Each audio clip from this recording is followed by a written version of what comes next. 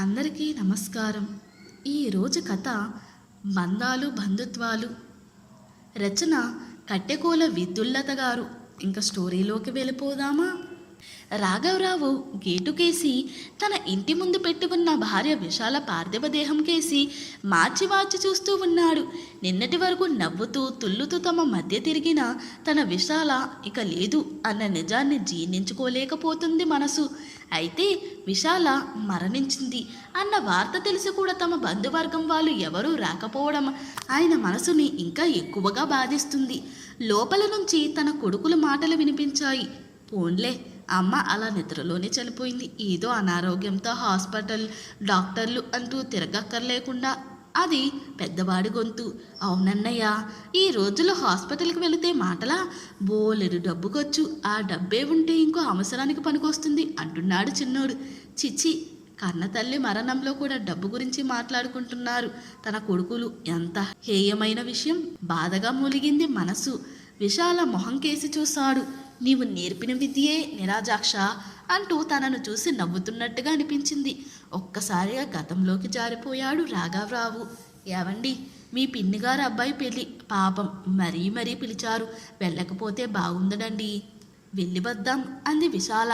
చూడు, ఇప్పుడు పెళ్ళికి వెళ్ళాలంటే దగ్గర బంధువుల కనుక పిన్నికి బాబాయికి పెళ్లి కొడుకుకి అందరికీ బట్టలు కొనాలి.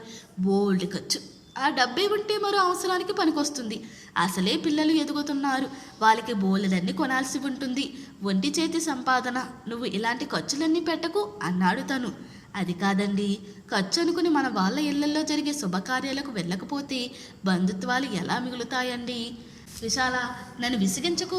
బంధుత్వాలు కాదు, నా పిల్లల భవిష్యత్తు నాకు ముఖ్యం. నేను సంపాదించే ప్రతి రూపాయి వాళ్ళ బాగు కోసమే అయి ఉండాలని నా తాపత్రయం. అర్థం చేసుకో. ఇక ఈ సంభాషణ ఇక్కడితో ఆపేయి అన్నాడు చిరాకుగా. పాపం విశాల మౌనంగా అక్కడి నుంచి వెళ్ళిపోయింది.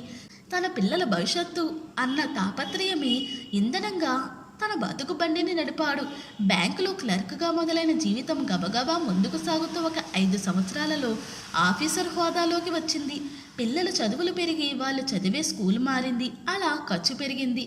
తన మనస్తత్వం మారలేదు. ఏవండి, మా బాబాయ్ చనిపోయాడట. నాన్న ఫోన్ చేశారు. మనం చూడటానికి వెళ్ళకపోతే బాగుండదు. మా బాబాయ్ పాపం మన పెళ్ళికి వచ్చి నాన్నకు సాయం కోసం 10 రోజులు ఉన్నాడు. మమ్మల్ని చిన్నప్పటి నుంచి ఎంతో ప్రేమగా చూసుకునేవాడు. ఇప్పుడు మనం వెళ్ళకపోతే బాగుండదండి. ఆఫీస్ నుంచి రాగానే కళ్ళనీళ్ళతో చెప్తున్న విశాలను చూసి కోపం ముచ్చుకొచ్చింది రాఘవరావుకి. విశాల, ఇప్పుడు పిల్లల పరీక్షలు జరుగుతున్నాయి. అది తెలిసి నువ్వెలా మాట్లాడడం ఏమన్నా బాగుందా? ఇప్పుడు మనం వెళ్ళినా వెళ్ళకపోయినా చనిపోయిన వ్యక్తి తిరిగి రాడు కదా. ఇప్పుడు అంత దూరం బెంగళూరు వెళ్ళాలంటే ఎంత ఖర్చు? 3-4 రోజులు వెళితే పిల్లల చదువులకు ఎంత ఇబ్బంది. ఇవన్నీ ఆలోచించావా అంటూ భార్యకు మాట్లాడే అవకాశం ఇవ్వకుండా లోపలికి వెళ్ళిపోయాడు. పాపం, అవకాశం దొరికినప్పుడల్లా తనకి బంధుత్వాల గురించి, నలుగురితో బంధం ఉండవలసిన అవసరం గురించి చెప్పడానికి ప్రయత్నిస్తూనే ఉండేది విశాల.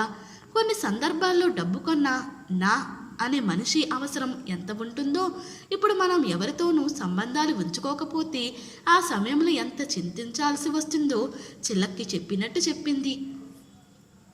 అప్పుడు తనకి ఎక్కలేదు మొద్దుబుర్ర. అప్పుడు తన దృష్టి అంతా తను, తన భార్య, తన పిల్లలు, వారి ఎదుగుదల అంతే. వేరే ఏ ఆలోచన చెయ్యలేదు. కానీ ఇప్పుడు తన కళ్ళెదురుగుండా తన విశాల నిర్జీవంగా ఉన్నప్పుడు తన మనసు ఆమె చెప్పిన నా అని ఆ ఒక్క వ్యక్తి కోసం వెతుకుతుంది. ఆమె చెప్పిన మాటలు ఇప్పుడు అర్థమవుతున్నాయి. కానీ ఏం లాభం? ఇప్పుడు తన గతాన్ని మార్చలేడుగా. తనకే లేని బంధుత్వాలు, ప్రేమలు తన పిల్లలకు ఎక్కడి నుంచి వస్తాయి? వాళ్ళని తను ఏనాడైనా ఎవరితోనైనా కలవనిస్తేనే కదా.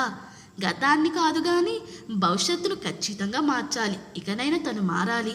ఈనాడు తను ఈ కొద్దిసేపటి నుంచి అనుభవిస్తున్న ఒంటరితనం రేపు తన పిల్లలు అనుభవించకూడదు గట్టిగా నిర్ణయించుకున్నాడు రాఘవరావు. విశాల దశదన కర్మలు పెద్ద ఆర్భాటం లేకుండానే గడిచిపోయాయి. వచ్చిన వాళ్ళు చాలా తక్కువ మంది. వారిలో కూడా చాలామంది ఆమె తరపువారు, మమకారం చంపుకోలేక వచ్చిన వాళ్ళు. మరికొంతమంది విశాల మంచితనం వల్ల, ఆ చుట్టుపక్కల వారితో పెంచుకున్న స్నేహబంధం వల్ల వచ్చిన వాళ్ళు. రాఘవ కొడుకులిద్దరికీ 1 సంవత్సరమే వ్యత్యాసం. ఇద్దరు బాగా చదువుకుని మంచి ఉద్యోగాలలో స్థిరపడ్డారు. ఒకేసారి పెళ్లిళ్ళు చేసి కొడుకులు కోడళ్ళు సంతోషంగా కళ్ళ ముందు తిరుగుతుంటే చూసి ఆనందించాలని ఎంతో కోరుకుంది విశాల. ఆమె బతుకుండగా ఆ కోరిక తీరలేదు. ఎన్నో సంబంధాలు చూసింది. తనకు నచ్చినవి విశాలకు నచ్చలేదు, విశాలకు నచ్చినవి తనకు నచ్చలేదు. ఇప్పుడు ఆ సంబంధాలలో విశాలకు నచ్చిన 2 సంబంధాలు మళ్ళీ చూశాడు రాఘవరావు. అవి తనకు అప్పుడు సుతరాము నచ్చలేదు.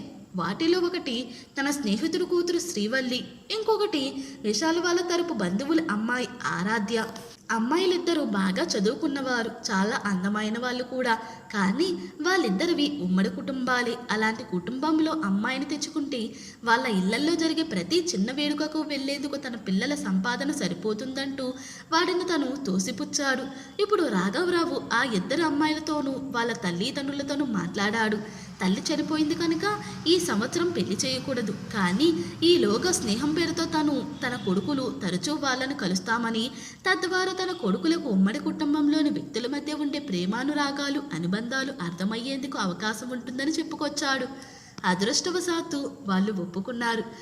అలాగే అతను తీసుకున్న ఇంకొక ముఖ్యమైన నిర్ణయం ఈ సంవత్సరమంతా తన వైపున భార్య వైపున ఉన్న బంధువర్గాన్ని కలవడం.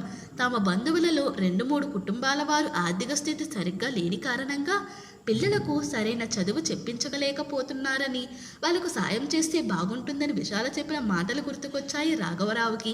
ఇప్పుడు నిజానికి తను ఆర్థికంగా మంచి స్థితిలోనే ఉన్నాడు. కొడుకులు కూడా అంతే.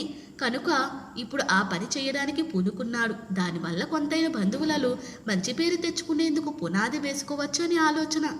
అలా ఒక 3 కుటుంబాలలోని 3 పిల్లల చదువుల బాధ్యత పూర్తిగా తీసుకున్నాడు. అలాగే తన స్నేహితులు బంధువుల ఇళ్లలోని ప్రతి శుభ అశుభ కార్యక్రమాలకు తప్పకుండా హాజరవ్వడం మొదలుపెట్టాడు.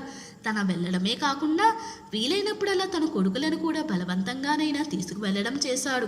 ఇదంతా చూస్తూ కొడుకులు మొదట్లో తండ్రితో వాదులాడడం, విసుక్కోవడం చేశారు. కానీ శ్రీవల్లి ఆరాధ్యల పరిచయం వాళ్ళ ఇళ్లకు వెళ్ళి వస్తూ ఉండడం వల్ల అలా మనవాళ్ళు బంధువులు అంటూ అందరూ కలిసి ఉండడంలోని ఆనందాన్ని వాళ్ళు కూడా ఎంజాయ్ చేయడం నేర్చుకున్నారు.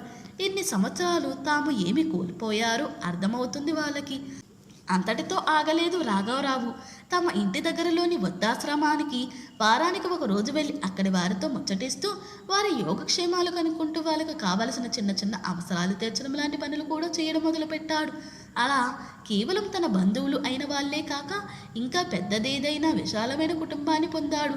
విశాల సంవత్సరకం అయిన వెంటనే పంతులు గారితో మాట్లాడి తన కొడుకుల పెళ్లిలకు ముహూర్తం పెట్టించాడు.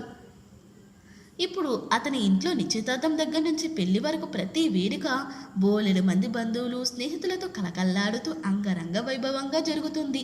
మన చుట్టూ మన కుటుంబంతో పాటు మన వాళ్ళు అనే ఆత్మీయులు బంధువులు స్నేహితులు ఉంటే అందులో ఎంత ధైర్యం ఆనందం ఉంటుందో ఇప్పుడు అర్థమైంది రాఘవరావుకి. కళ్యాణ మండపం దగ్గర పెట్టిన ఫోటోలో నుంచి విశాల తనను చూస్తూ సంతోషంగా నిండు హృదయంతో నవ్వుతున్నట్లు అనిపించి కళ్ళల్లో నీళ్లు తిరిగాయి రాఘవరావుకి. ఇంతటితో ఈ స్టోరీ ముగిసింది. ఈ స్టోరీ కనుక మీకు నచ్చినట్లయితే మరియు నా ఎక్స్ప్లెనేషన్ కనుక మీకు నచ్చినట్లయితే ప్లీజ్ లైక్, షేర్, సబ్స్క్రైబ్.